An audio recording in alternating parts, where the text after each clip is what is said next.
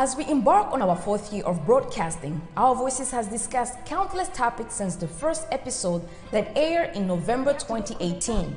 In 2021, the show went through a few changes, including 3 new anchors bringing more energy and new perspective to our coverage of issues affecting women and girls.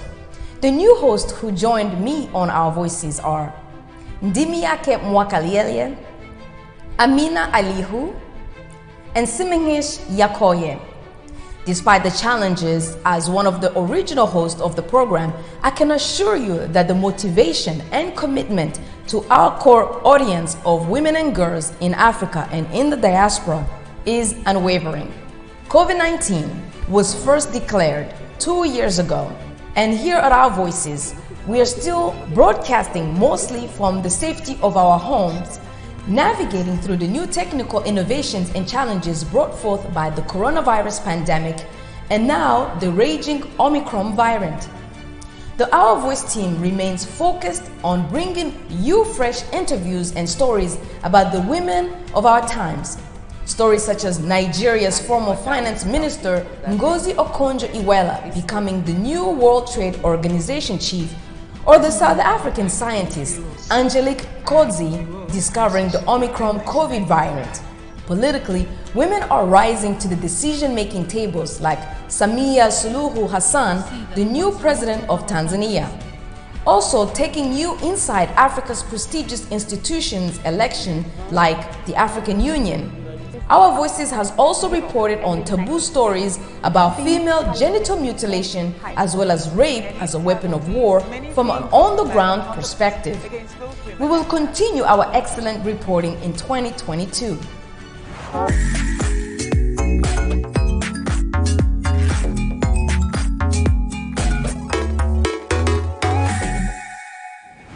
Hello, I'm Auriane Itangishaka, and this is Our Voices. As we begin 2022, let's pause for a moment to reflect on some of the important topics we feature on the program over the past year through the eyes of our new hosts. Last year presented opportunities for our Voices team to discuss topics of interest to women and girls in Africa and in the diaspora. In particular, I had the chance to bring you topics such as pregnancy during a pandemic, mother-daughter bonds. While many people are home due to COVID-19, we also look at the benefits and challenges of the excessive use of social media. One memorable interview last year was when I spoke to a Nigerian woman about pregnancy during a pandemic. If you had to choose back then or even now, would you still decide to have a baby despite the pandemic? Yes, I will, because she gives me lots of joy and she's just been a blessing to us. So I will. You still have another one? Yeah.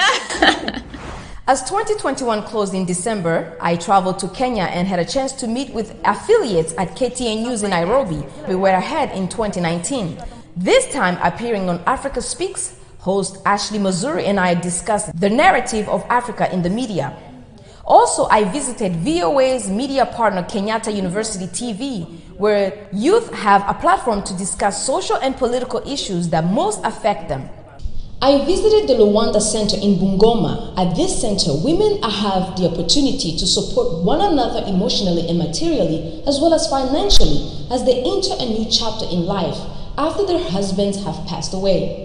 Now, in 2022, we are planning to give our audience more great stories on women and girls and engage with you on topics that can empower our communities to move society to a better place every day. Happy New Year.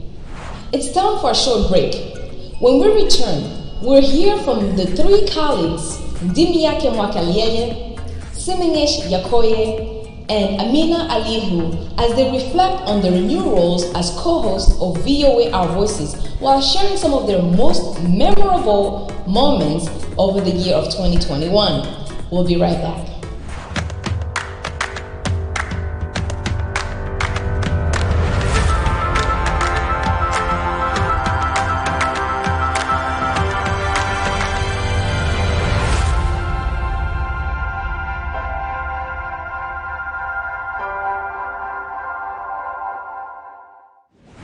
Welcome back. You're watching Our Voices.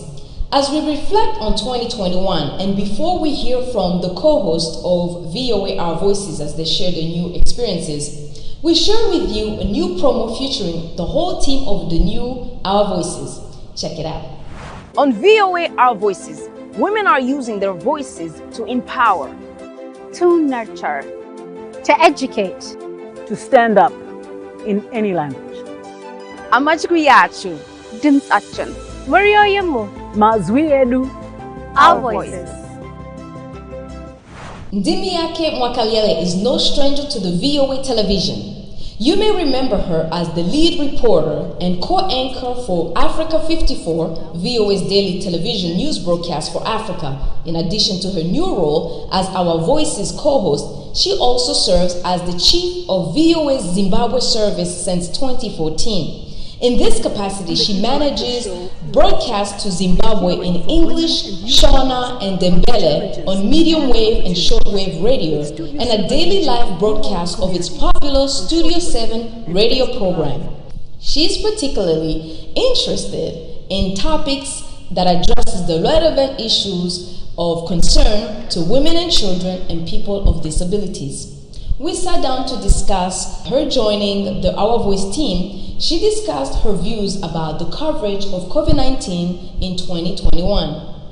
How are you? Well, happy to have made it in the new year. Yes, praise God. Praise God.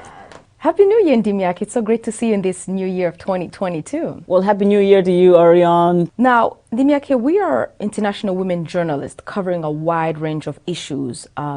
For you in 2021, what was one issue that you feel and was happy about the media covering very well in 2021? Thank you so much for that question. Yeah, 2021, I was really happy to see the coverage as it pertains to COVID, because women on the continent really need information. I really think the media did a fantastic job in covering COVID. Of course, it dominated every news headline, every news media stations, because it was the dominant topic. Another angle that I really think was done well was covering how COVID impacted women. You know, in many African countries, women are really the ground workers, you know, farming, selling at the market. And the lockdowns that came with COVID, or trying to stop the spread of COVID, really affected women. Because for one, they could not sell their wares, and then school closures means that all the children were also home. So it disrupted a lot of family life. Dimi, I recently was with some of our media partners in Kenya and was asked the question about the narrative of Africa being told by international journalists. How do you feel as international journalists we are doing in covering issues on the continent? It is an amazing time for African journalists to be able to cover Africa.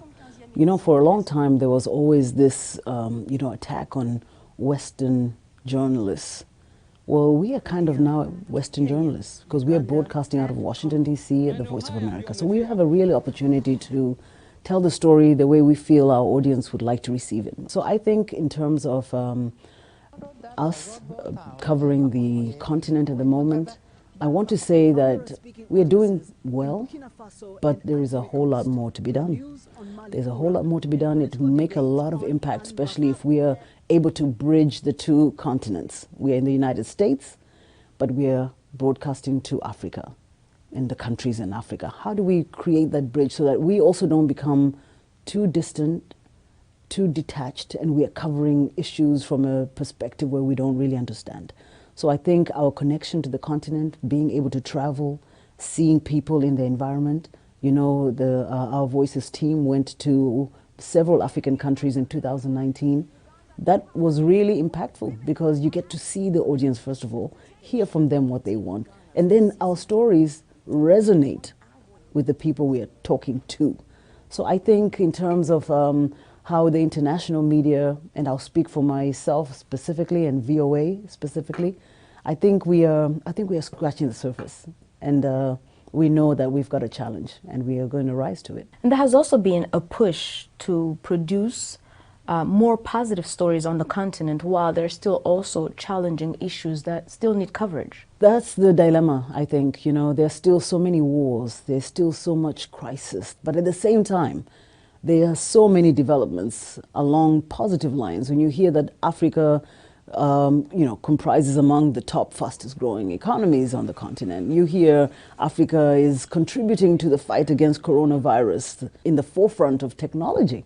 You know, you hear all these developments in Kenya, in Nigeria. So our challenge is to how do you make sure that you don't over-publicize one end and neglect the other. Ndimyake, you have been with WEWE for a while, and you have covered a wide range of issues, as I've said before.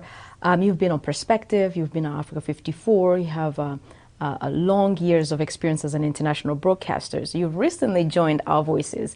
How has that experience been for you in your journey as an international broadcaster, and a female broadcaster at that?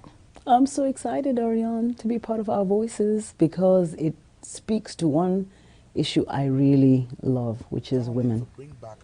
Women need more access to information. Women need a platform where they can feel that it's their show to run. So I'm just so honored that I'm part of this show, and I mean, there are so many stories that I want to get involved in and do. I really love the fact that soon I can get back into my mode of being a video journalist. VJing is my thing, where I want to, it just gives you access to people, sometimes without necessarily having to prep them. People on the street, because there's so many stories out there that sometimes we can't get to because there's just so much stories but very little time to tell it. So many, so few spaces in which to tell it. So I'm really excited about the fact that we get to focus on specifically women, because that's what has been the difference between Perspectives and Africa 54, and that this show is just about women. So I just need to find a woman and talk to her and talk about her and see what other women have got to say. So yeah, it's exciting. Many of you may know Simegnish Yekoye as the regular presenter of our Women to Watch segment. Simegnish joined Voice of America in 2021 as a broadcaster in the Amharic service on a show called Gabina, an infotainment youth radio show that broadcasts to Ethiopia and Eritrea. Prior to joining WEWE, Simegnish worked as a journalist, media consultant, and translator. She also served as the director of the Ethiopian Environment Journalists Association. An outspoken advocacy of freedom of expression, she has worked with international media to highlight political as well as human rights stories that do not garner much coverage. Simegnish reflects on some of her work over the past year as a new member of the Our Voice team. Simegnish, Happy New Year. It's so good to see you. How are you? Happy New Year. So good to be here. Now, Simegnish, what are some of the stories that stood out for you in 2021, and some of the stories maybe you covered? As you guess, the conflict in Ethiopia it took so much of our attention in our coverage in 2021. Really, no one anticipated that the conflict is going to disrupt life for such a long time, but it's a very complex war that affected the whole country. So we have been covering the impact on economy, history, the culture, and the society as a whole. Other than that, COVID and its impact has been much in our coverage, but what stood out for me mostly is, the creativities it brought, especially in front of the technologies. I interviewed and brought a lot of young men and women who created and innovated technologies that make social distance learning easier to go through. One thing to mention also is in 2021, the inauguration of the first Black woman as a vice president of United States was inspiring. And I say that because, a woman of color rising to such power is uplifting for so many girls, not only in the United States, but also around the world. Now, as you mentioned, of course, war and civil unrest are very unfortunate, and when they happen, a lot of lives are disturbed. Let's take a quick look at a recap of what it was like at the end of the year, just a few days ago in 2021, and then we'll go on. Political tensions in Ethiopia boiled over in November 2020 between the government of Prime Minister Abiy Ahmed and the Tigray People's Liberation Front, or TPLF. Tigray forces attacked a federal military base in their northern stronghold and tried to steal the army's weapons, saying they feared an offensive. Prime Minister Abiy struck back, launching what he said would be a quick military offensive against the rebels. But 13 months later, the fighting continues. The rebels have threatened to march on the capital, Addis Ababa, and a de facto government blockade has left more than 5 million people in Tigray in dire need of humanitarian assistance. The conflict has spread to the neighboring Amhara and Afar regions, leaving an additional 4.2 million people in need of aid. What became clear quickly in the course of the conflict is that there's unlikely to be any definitive military solution. And this has been the case throughout the course of 2021, and I don't see that changing in the future. The parties have ignored international calls to stop fighting and talk.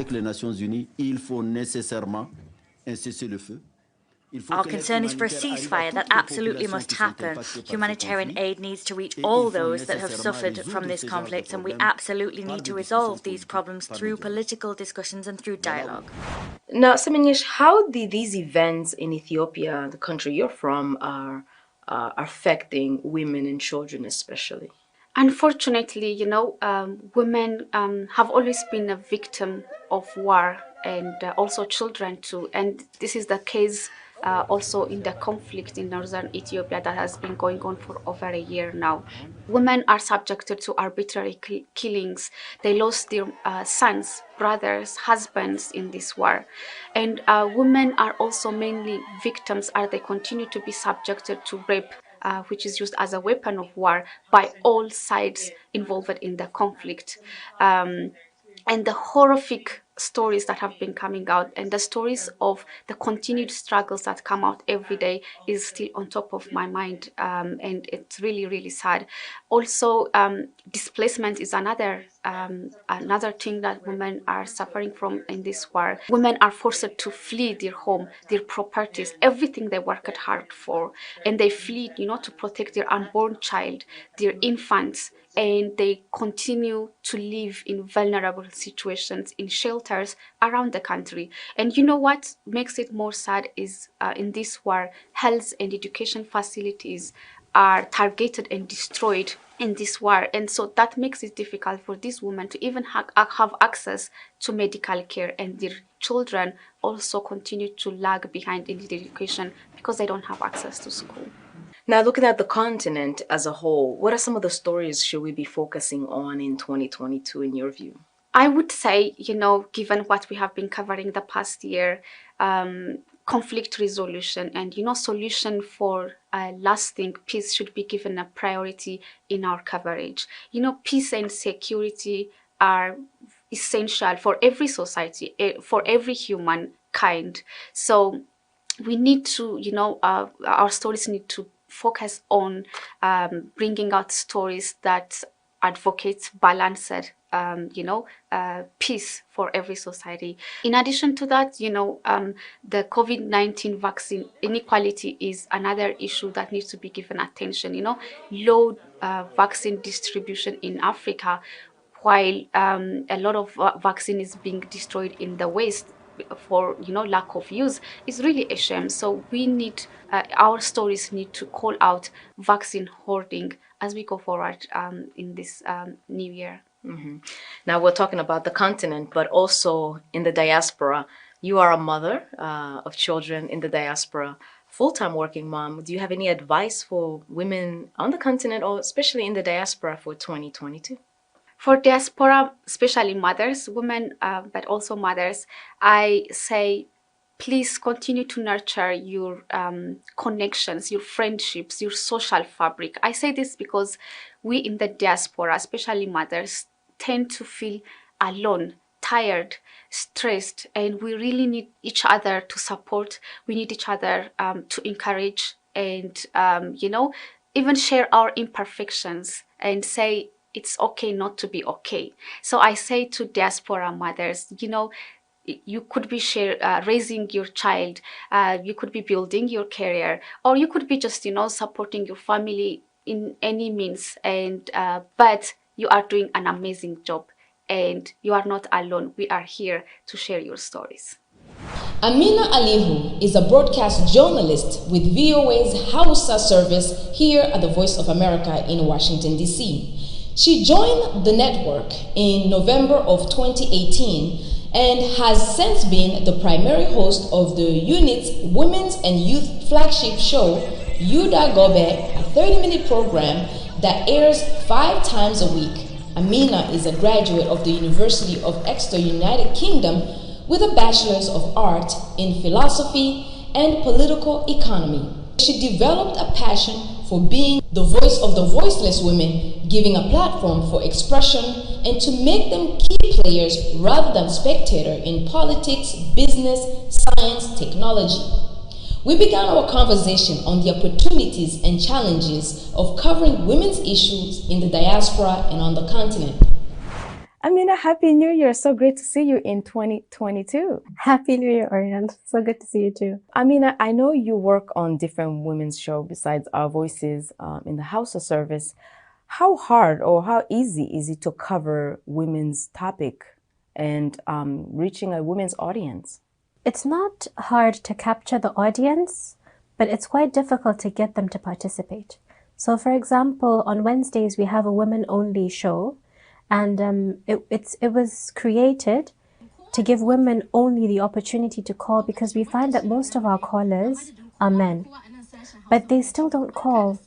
And even though we know through social media comments, when you meet people, the beauty of working with people on the continent is they approach you directly and they tell you that they listen.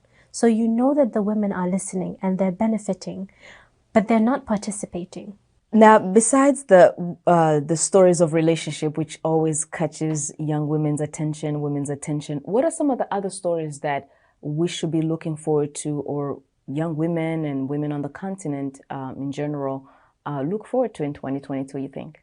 I think it would be beneficial to see, say, for example, scholarship programs funded by successful women for other women. Women encouraging other women in their businesses, women tutoring other women for free, or young girls for free, mentoring young girls. So women helping women.